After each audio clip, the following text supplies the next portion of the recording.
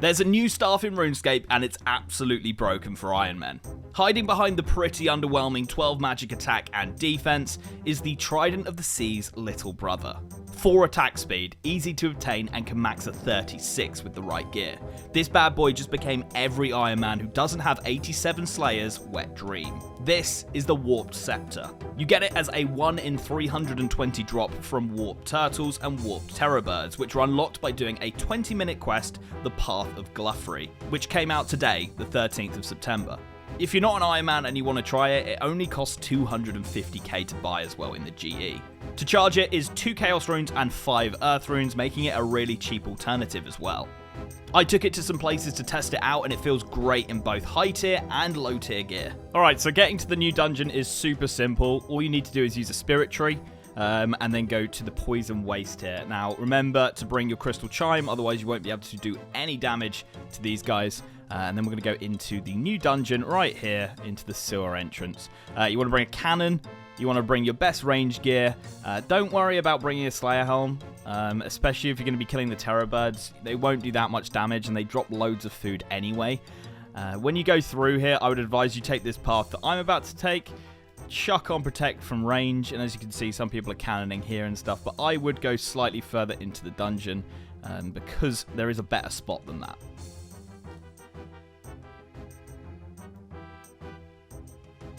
So just make your way down here and through here. People also seem to want a cannon down here. You get 2 tortoises. But what you want to do is you want to run on over to this side of the dungeon in here.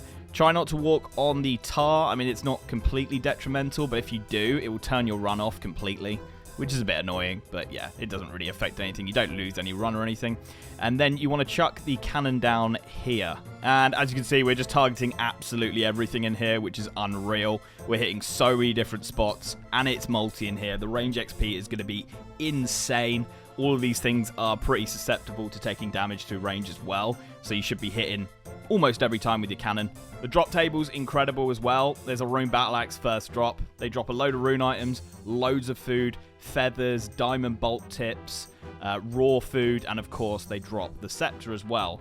It's an absolute Iron Man's paradise. Like, even if you go dry on the scepter as an Iron Man here, you are going to have so many good things coming your way, like the raw sharks, the alkaballs, the fletching XP that you'll get from the diamond bolt tips, and subsequently be able to use them for things like fight caves and stuff like that. It's really sick. So here's the full list of the confirmed drop rates and stuff like that that you can get from these guys. Addy Warhammer, Addy Plate Body, Rune Battle Axe, Rune Kite Shield, Rune Warhammer, the Warp Scepter, 1 in 320, a load of runes here as well. The Earth Runes are going to charge your Scepter when you eventually get it, a really decent amount here. You also get really decent amount of Death Runes, 1 in 21 for 20 Death Runes, up to 20 Death Runes, decent. Law Runes, great for the Iron Men as well, so that you can, you know, do all your tellies and stuff. And then Soul Runes as well, which is actually quite a surprising one to be on there, but, you know, more than welcome.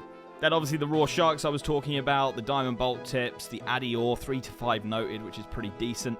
One thing here is the swamp tar is actually pretty huge, because for Iron Men getting swamp tar fairly early is quite hard, and obviously the swamp tar can be used for herblore gains and stuff like that, whereas normally you'd have to like pick it up or use that barrel chest method, which is just such bollocks. This is actually a really easy way of getting a load of it together. Now, it is 1 in 320 for the scepter, as I said. That counts for both the Terrorbird and the Tortoise as well, because obviously we are targeting the Tortoise here and the one that spawns here as well. The Warp Tortoise has a similar but slightly different drop table. You get the tortoise shells on there, which you get from normal tortoises anyway. Then you get an Addy Axe, which is slightly different. Rune Pickaxe, Rune Kite Shield as well. And then obviously the Scepter again. You do get Mud Runes and Death Runes here. So the Mud Runes obviously for an Iron Man could save some spots. And then the rest is sort of similar. There's a bit of food on here, a pineapple for whatever reason. Slightly different. But yeah, pretty much the same drop tables. These might be worth slightly more just because of the tortoise shells and the Rune Kite Shield. But either way, everyone's coming for this, aren't they? The Warp Scepter. As you can see, they're not really doing much damage to me. I am in full crystal and 99 defense, but I can't see them doing too much to you as long as you've got some decent stats. Bring a full inventory of food. They drop chocolate bombs as well. They drop them in 3s, so that's a really nice heal that you can get. One little tip, do not stand next to these because they will damage you. As you can see right there, you'll get an ouch. So yeah, just avoid the little holes on the side of the walls. So what makes it so good? Well, the reason I compared it to the Trident of the Seas is because it literally is one, but without the 87 Slayer requirement. It hits at the same speed, 4 tick, and it scales its damage based on your magic level, ranging from a 16 max hit at level 62 and 26 at level 109 and plus. Obviously, this level 109 plus is from using imbued hearts. But this max hit can be further improved by damage boosting gear such as Ancestral and the rest of that sort of gear, all the way up to a 36 max hit. So with some solid gear, you have a Trident that is going to hit up to 36s on a 4 tick. It's absolutely bonkers the requirements you need to get this as well. So to get 87 Slayer for the Trident would take you hundreds of hours, if not more. To get this, you need to do 4 quests, have 60 strength, 56 Slayer, 56 thieving, 47 range, and 45 agility. All of that is easily doable in under 100 hours. Now we do have to bear in mind that this is a tier 60 staff, and it's a great stopgap between Ibans and a Trident. But when does it actually become better to use than an Ibans? It does depend on your gear, but a safe bet is if you have 81 magic or higher. This is then going to out DPS the Ibans, and as I stated earlier, it's far cheaper than a Trident or an Ibans to cast, costing around 100 GP per cast. I streamed the quest today, and a lot of people asked me if it's worth doing on a main. Doing the quest, obviously, get your quest cape back. It's actually got some nice rewards. 20k Slayer XP is one of the rewards, which is really nice. Saves you about an hour of Slayer.